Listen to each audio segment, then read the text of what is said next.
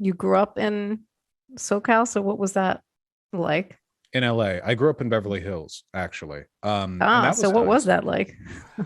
Well, I wasn't in the obscenely rich portion. I was just in the portion where you didn't have to worry about crime, which is still really, really nice. Definitely enjoyed that. No, I enjoyed my time there. At least in the sense that it afforded me a very high quality education. I'm not going to complain about that at all. I will say that it is an area completely devoid of culture, and that Los Angeles is a uniquely ugly city. I truly despise driving around Los Angeles, not just because of the traffic. The traffic to me is secondary. It's just that the city is incomprehensibly hideous for the amount of money that's there. And LA has so much money that runs through it. There really are no excuses. They could have built a much prettier city. And funny enough, that's where I am located now in LA, actually. In Beverly But Hills? no, not in Beverly Hills, in West Hollywood, Oh, actually. based. You're next to Hassan. Yeah, I know. I was pretty near West Hollywood. I would go there every Halloween for the big parade that they do with all the gays. They roll out in their outfits, which was nice. West Hollywood is nice. It's just that it's it's very expensive. You know, I didn't have much disposable income back then. You know, the nightclubs are great and all, but if you can't afford to spend any time there, you know, it's kind of wasted.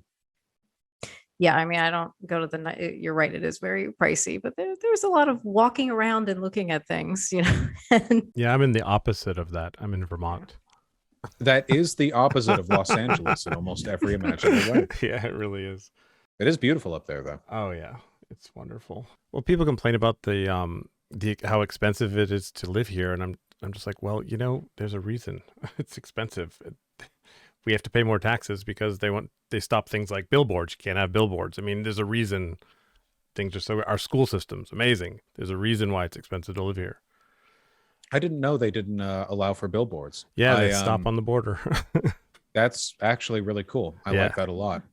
The thing is, like, listen, I think billboards are nice if there's an aesthetic, a consistency to them. So, for example, like Times Square. Is Times Square choked with advertisement? Yes, but like you know that if you're going to Times Square, right? Like that's fine. I think there's a consistency in its appearance that I Yeah, appreciate. you expect it. You expect it, and also like they lean into it, you know. Mm. Likewise, the Sunset Strip in Los Angeles, I am totally okay with how many billboards there are there. Again, it feels consistent, it looks fine.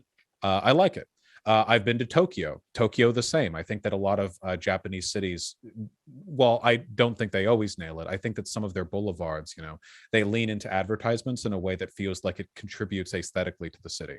But like a lot of advertisement in the United States is just god awful ugly, just like miserable, wretched, like every Midwestern town, like highway exit overpass, you know, gas stop that turned into a town somehow, just has like this wall of like casino billboards and like anti-advertisement billboards that you have to swim through to even like see the sky. It's disgusting. So, you know, clearly it has to be done well to be worthwhile.